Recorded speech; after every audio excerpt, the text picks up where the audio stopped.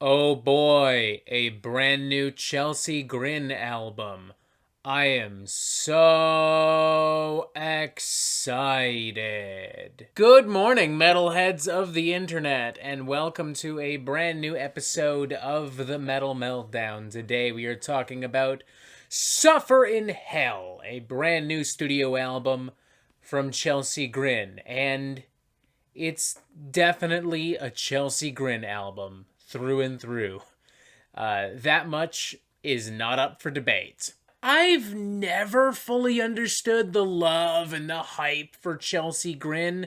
I mean, don't get me wrong, they've never made anything like really horrifying or incompetent or offensive, but they've also never made anything that I thought was really that interesting or exciting, especially not in comparison to what so many of their peers were putting out in the late 2000s and early 2010s. Like, I'm not even a colossal fan of classic Whitechapel or Suicide Silence, Job for a Cowboy, Carnifex, etc., so on and so forth, but I'd happily listen to any of their classic records from the late 2000s or early 2010s over stuff like My Damnation and Ashes to Ashes, which, kind of a big deal because those are considered to be their best records.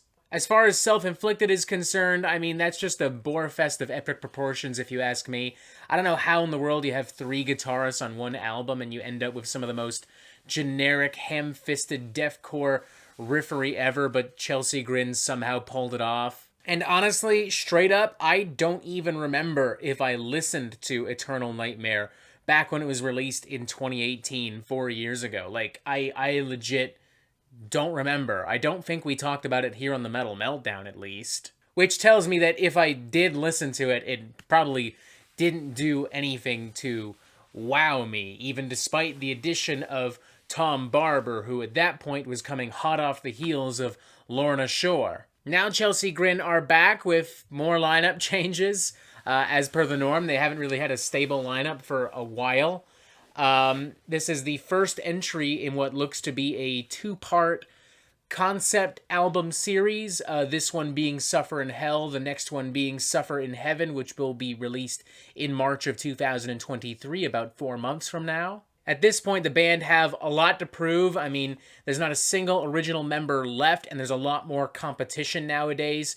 All the bands we mentioned before, excluding Job for a Cowboy, are still putting out new music, and most of it is really good. A lot of it is actually kind of experimental, especially in the case of Whitechapel. Plus, there are a slew of hot new deathcore bands dropping ragers left and right, like Brand of Sacrifice, Shadow of Intent, the aforementioned Lorna Shore, pushing deathcore into much more ambitious and exciting territory. It is, with all of this in mind, imperative for Chelsea Grin to really bring it, not just on this album, but also the next. The expectations are relatively high. Unfortunately, no one bothered to tell Chelsea Grin, I guess, because, man, this thing's boring. To Chelsea Grin's credit, there is a little bit more variety and nuance to this thing than I originally expected there would be. For instance, there is some like classical orchestration and some dramatic string work on par with what we would normally see from deathcore nowadays. There's also some more technical and punishing riffery and percussion. Opening track Origin of Sin, for instance, has some very slick, punchy, almost kind of tech death style riffs all throughout, and some dark symphonic bombast that almost kind of sounds like if In the Hall of the Mountain King and the theme from Jaws were fused together.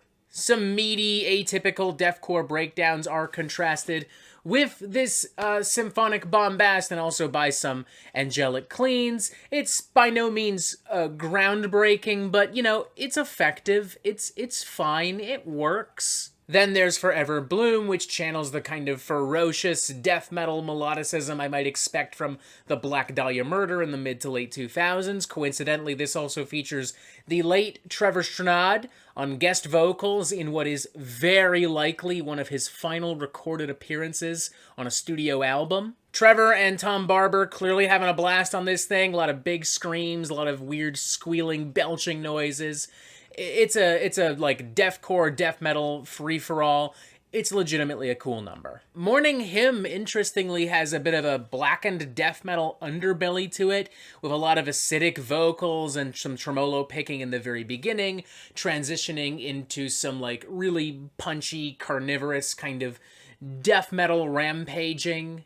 I guess Crystal Casket is alright, too. It does have these, like, punchy, squealing grooves that are very reminiscent of what I would expect to hear from, like, classic Gojira or modern-day Fit for an Autopsy. It does, with that in mind, feel like Chelsea Grin are reheating Fit for an Autopsy's leftovers, which is hilarious because Fit for an Autopsy got their leftovers from fucking Gojira, but whatever.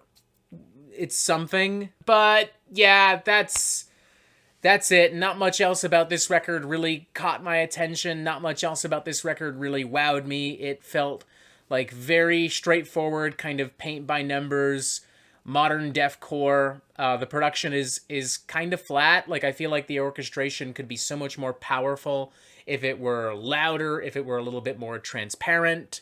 There's nothing happening on this record that I haven't heard Lorna Shore, Shadow of Intent, Fit for an Autopsy do significantly better on records that they've released this year. And while I do appreciate that Suffer in Hell can be consumed and digested in like half an hour, unlike so many deathcore records, including, quite frankly, some of the ones we've name-dropped today, but I can't help but wonder why. Like, why is this 30 minutes long? Like, fans have been waiting 4 years for a new Chelsea Grin record. You could have given them a little bit more. For instance, you could have released the second part of this double album now instead of doing it in March 2023. You could have released this Use Your Illusion style, both albums back to back, or just packaged it as an actual double album. You know?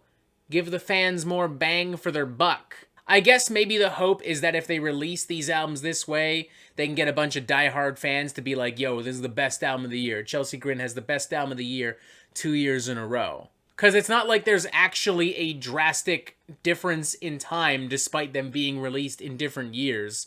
It's 4 fucking months. Just drop the album. Yeah, 2.5 out of 5 for me. Maybe leaning towards a 2 out of 5. It's okay. There's a couple parts here and there that I enjoyed. It's great to hear Trevor one more time. I appreciate some of the more technical and melodic riffery, and the orchestral moments and shit like that, but nothing really feels that well fleshed out.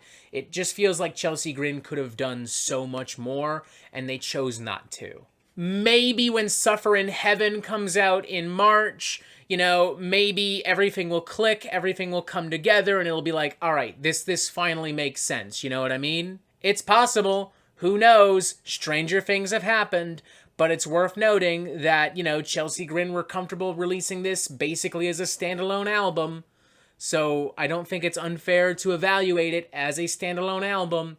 And as a standalone album, I think it's pretty underwhelming. Yeah, I got nothing else to say. 2.5 out of 5. It's okay. It's a Chelsea Grin album. Maybe part 2 will bring it all together. Who knows? And that is it for the Metal Meltdown. I'm not an expert, nor do I claim to be. So what do you think? Do you like this record? Do you not like this record? And what do you want to hear from me next? And thank you for watching. Make sure you press subscribe right here so you get updates on the Metal Meltdown fucking immediately. And as always, you have yourself a fantastic fucking day.